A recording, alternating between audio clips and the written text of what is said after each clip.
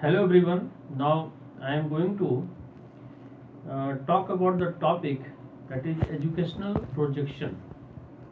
Especially today I am emphasizing the status related to the enrollment of the high school elementary level along with graduate level. मैं आज आपसे बात करने जा रहा हूँ एजुकेशनल प्रोजेक्शन यानी शैक्षणिक प्रावधान या शैक्षणिक प्रक्षेपण के बारे में।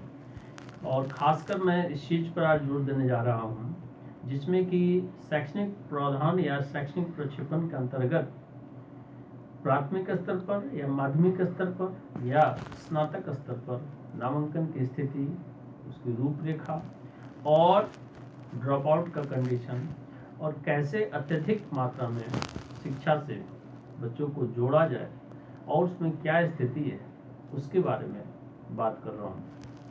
यह टॉपिक एमएड सेमेस्टर 3 के अंतर्गत स्पेशलाइजेशन पेपर 9B में, जिसमें कि सेकेंडरी और हायर सेकेंडरी एजुकेशन के बारे में चर्चा की गई है। यह यूनिट 1 में एजुकेशनल प्रोजेक्शन टॉपिक है। इसके पूर्व के वीडियो में मैं शैक्षणिक प्रावधान शैक्षणिक प्रक्षेपण के बारे में इंट्रोडक्शन, साइकोलॉजिकल स्थिति क्या थी और इसकी ऑब्जेक्टिव क्या है, इसके विवरण यानी प्रावधान के डिस्क्रिप्शन क्या है, कैसे कैसे चीज़ों को किया गया है, किस प्रकार से किया गया है, उसके बारे में बात किया था।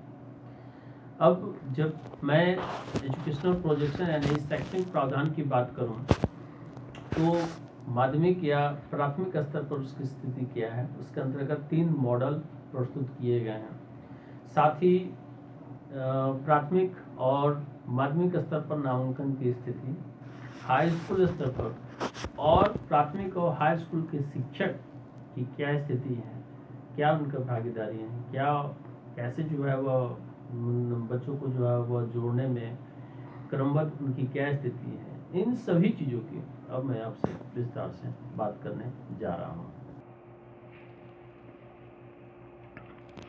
Now again welcome to video lecture class MEd semester 3 paper 9B secondary and higher secondary education.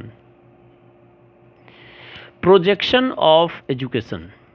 First I will describe in English version, after that I will describe in Hindi version. Projection of education. Projection of education provides the key of educational data including enrollment, graduates, teachers and expenditures in elementary and secondary public and private schools, as well as enrollment and degrees conferred at post-secondary degree granting institutions. Included are national data on enrollment and graduates for the past 15 years and projection to the year 2021. Also included are state level data on enrollment in public elementary and secondary schools and public high schools from 2003 with projections to 2021. Projection methodology of education. Elementary and secondary enrollment. Projections of education present projected trends in elementary and secondary enrollment from 2011 to 2021. These projections were made using 3 models. Number 1, the National Elementary and Secondary Enrollment Model was used to project total public and private school enrollments for the nation by grade level and for upgraded elementary and ungraded secondary programs. Number 2, the state public elementary and secondary enrollment model were used to project total public school enrollments by grade level for individual states and regions. Number 3, the national public elementary and secondary enrollment by race ethnicity model were used to project public school enrollments for nation by race ethnicity and grade level. Number 1, National Elementary and Secondary Enrollment Model. This model was used to project national total public and private school enrollments by grade level and for ungraded elementary and ungraded secondary program. National enrollment projection for public and private school were developed separately, then added together to yield total elementary and secondary enrollment projection for the nation. Information about the specific data used to develop the public school projections and the private school projection, as well as information about the grade progression rates and enrollment rate specific to public school and private schools. Number 2, high school graduates. The number of high school graduates increased nationally by 28% between 96 to 97 and 2008 to 2009, the last year of actual data. The number of high school graduate is projected to be 2% higher in 2021 to 22 than in 2008 to 2009. Public schools are expected to have an increase in number of high schools graduate, and private schools are expected to have a decrease. The number of high school graduates are projected to be higher in 2021 and 22 than in 2008 to 9 in the south and west, and lower in the northeast and midwest. About high school graduates. A high school graduate is defined as an individual who has received formal recognition from school authority by granting of a diploma for completing prescribed course of study. This definition does not include other high school completers or high school equivalency recipients. Projection of graduate could be affected by changes in policies influencing graduation requirements. Number 3, elementary and secondary teachers. Between 2010 to 2021, fall the last year of actual public school data, and the number of teachers in elementary and secondary schools is projected to rise. The increase is projected to occur in both public and private schools. Public and private schools are projected to experience a decline in pupil teacher ratio. The annual number of new teacher hires is projected to be higher in 2021 than 2010 in both public and private schools. About pupil teacher ratio. The overall elementary and secondary pupil teacher ratio and pupil teacher ratio for public and private schools were computed based on elementary and secondary enrollment and the number of classroom teachers by control of school.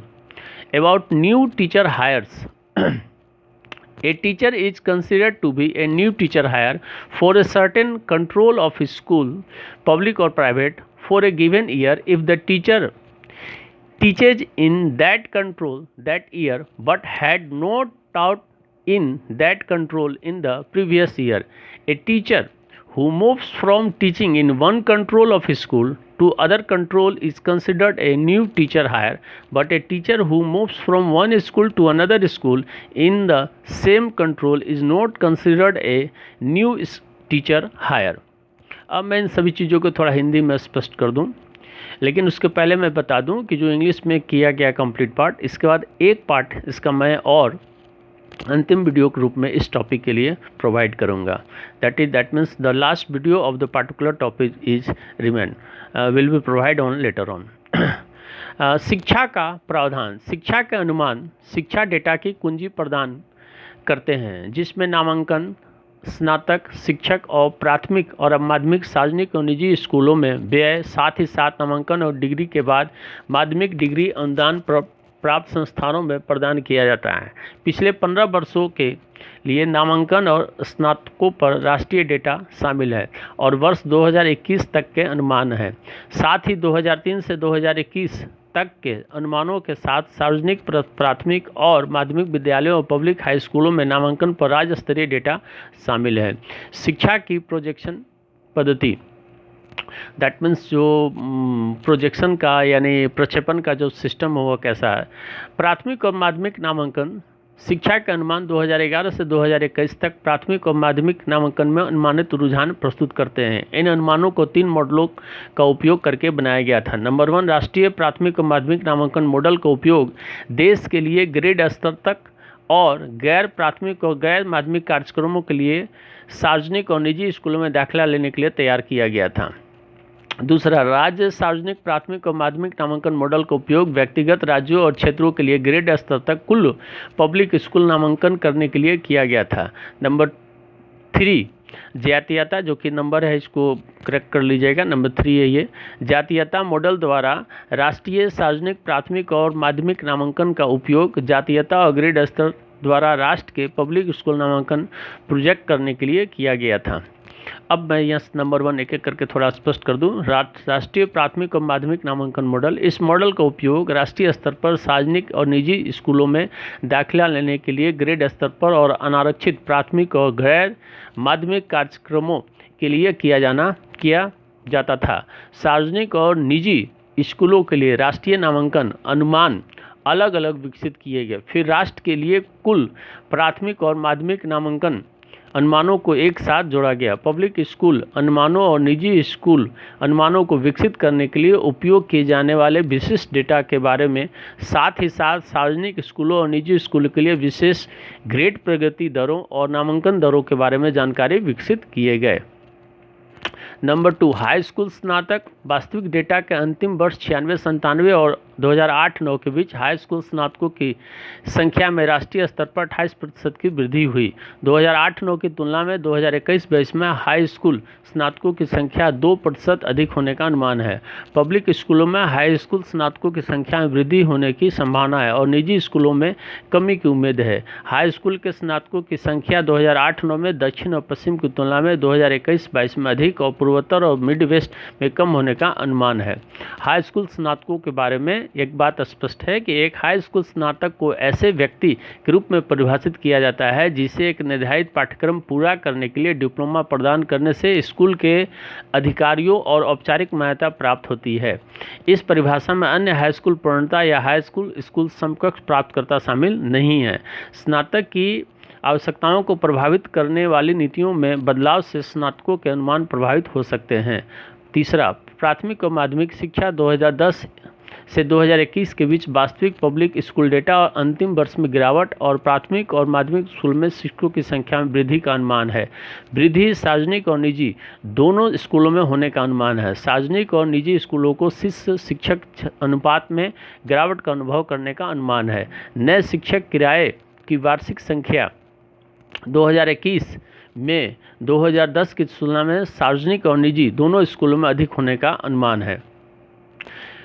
Number 1 इसके अंतर्गत शिष्य शिक्षक अनुपात के बारे में। सार्वजनिक और निजी स्कूलों के लिए समग्र प्राथमिक माध्यमिक छात्र शिक्षक अनुपात और छात्र शिक्षक अनुपात की गणना प्राथमिक माध्यमिक नामांकन और स्कूलों के नियंत्रण से कक्षा शिक्षकों की संख्या के आधार पर की गई थी। नंबर 2, नए शिक्षक काम पर रखने के बारे में। एक शिक्षक को एक निश्चित वर्ष के लिए स्कूल सार्वजनिक या निजी के एक निश्चित नियंत्रण के लिए एक नया शिक्षक माना जाता है यदि शिक्षक उस वर्ष उस नियंत्रण में पढ़ाता है लेकिन पिछले वर्ष में उस नियंत्रण में नहीं पढ़ाया गया था।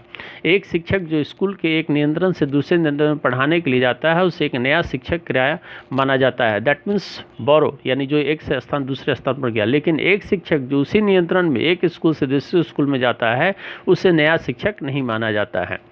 इस प्रकार से मैंने इसे स्पष्ट किया। जो इसके बाद की जो चीज़ें हैं वो मैं अगले वीडियो में प्रदान करूंगा। अभी जो मैंने विस्तार से बताया, जिसमें कि शैक्षिक प्रक्षेपण या प्रावधान के अंतर्गत प्राथमिक या माध्यमिक स्तर में और खासकर शिक्षकों की स्थिति, ये चीज़ें स्पष्ट होती हैं कि डाटा जो चीज़ें बता रहा है उससे ये चीज़ें स्पष्ट है कि किसी क्षेत्र में स्तर अगर ऊंचा हुआ है तो किसी में जो है वह गिरावट दिख रही है। और ये चीज़ें निजी यानी प्राइवेट जो गवर्नमेंट स्कूल दोनों के लिए स्थिति स्पष्ट तौर पर जो डाटा उपलब्ध था उसके अनुसार बताया गया है। इससे ये दृष्टिकोण स्पष्ट होता है कि that means the main fact related to the environment and the status of the teacher and the student ratio is slightly in a particular places that is downfall, and in the next year or the as compared to the previous year may be slightly increase, ये चीज़ बढ़ भी सकता है। तो अब मैं अगले class में अगली जो स्थिति होगी उसके बारे में विस्तार से आगे की चीज़ों को मैं और बात करूँगा। लास्ट में मैं ये बात कर दूं कि अगले क्लास में इसके बाद की जो वीडियो है जिसमें कि गवर्नमेंट की क्या स्थिति है और गवर्नमेंट की जो भविष्य की क्या योजनाएं हैं, फ्यूचर पर्सपेक्ट क्या है, उसके बारे में बताकर ये टॉपिक फिर समाप्त होगा। तो मिलते हैं अगले क्लास में एक और नए वीडियो के साथ। और लास्ट में जो लोग अब तक हमारे चैनल को सब्सक्राइब नहीं किए हैं, अगर आप सब्सक्राइब करते हैं तो इमीडिएटली आपको ये उपलब्ध हो जाएगा। मिलते हैं अगले क्लास में एक और नए टॉपिक के साथ। आज के लिए धन्यवाद।